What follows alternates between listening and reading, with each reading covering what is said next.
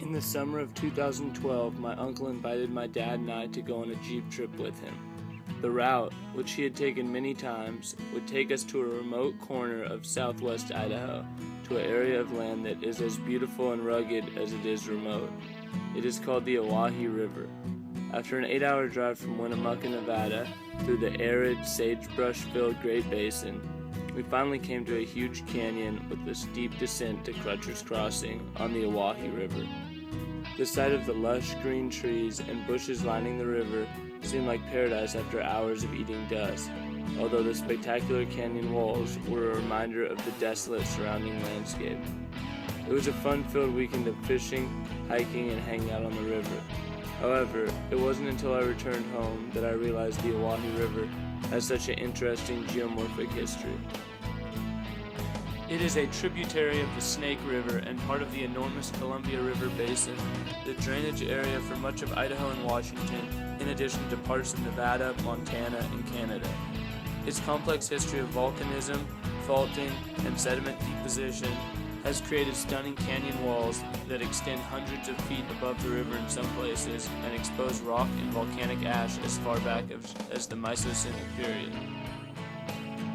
The headwaters of the Owyhee River are in Nevada, and the river flows north, cutting through southwest Idaho and then continuing north in Oregon before emptying into the Snake River near the Idaho-Oregon border, over 300 miles from the headwaters north of Elko, Nevada. The Owyhee River is dammed to form the Owyhee Reservoir south of where it merges with the Snake River. In Idaho, the Owyhee River sits on the Owyhee Plateau, a broad volcanic plain extending all the way into eastern Oregon and northern Nevada. Formed from enormous eruptions when Miocenic tectonic plates moved over the Yellowstone hotspot, the Owyhee Humboldt Eruptive Center was active 13.8 to 12 million years ago. Massive Miocene rhyolite flows as large as 200 cubic kilometers and ash flows filled the basins that had been formed by the Yellowstone hotspot. Later, shield volcanoes dumped a thinner layer of basalt on top of the rhyolite flows. When Pliocene glacial rivers began to carve through the massive flows, they exposed millions of years of history in the form of the beautiful vertical river walls of the Owyhee. The South Fork of the Owyhee River joins with the East Fork and the North, or Main Fork, in southwest Idaho at a place aptly named Three Forks.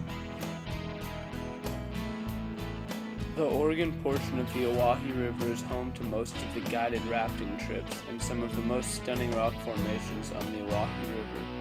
One feature that separates this section of the river from the rest is the intra-canyon lava flow events it has experienced.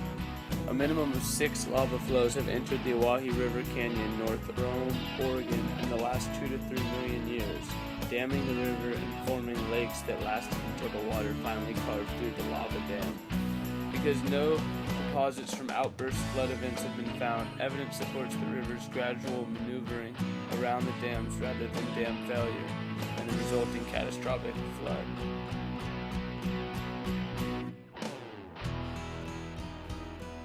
The Oregon-Idaho Graben is a huge depression running north to south in eastern Oregon. 16 or 17 million years ago, basin and range faulting coincided with the eruption of the Columbia River and Steen's basalts and subsequent caldera-forming eruptions to erupt enough earth material to create the enormous graben. Because no deposits from outburst flood events have been found, evidence supports the river's gradual maneuvering around the dams rather than a dam failure and resulting catastrophic flood. The two most recent river damming lava flows, the West Crater and Saddle Butte, are the two with the biggest impact on the current geography. Deposits of cobbles, pebbles, and sand show where the river ponded behind lava dams. In present-day Rome, Oregon, the evenly layered sediments of the exposed Pillars of Rome leave the record of a huge ancient lake.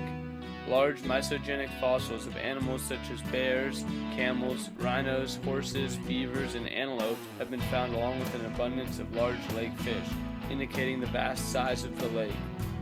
The further downstream, the older the rocks and fossils will get. Downstream of Rome, narrow canyons such as the Deer Butte Formation contain fossils dating as far back as 15 million years ago. The canyon walls of Deer Butte show alternating thin, fossil-bearing lake and stream sediments with thicker lava flows. The most recent lava dam, formed by the West Crater lava flow, lasted 25,000 years before incision began, and the dam was largely gone within another 35,000 years. To float down the river is in effect to travel progressively back in time. From rocks 10 million years old in Rome, Oregon, to rocks 16 million years old at the Owyhee Reservoir.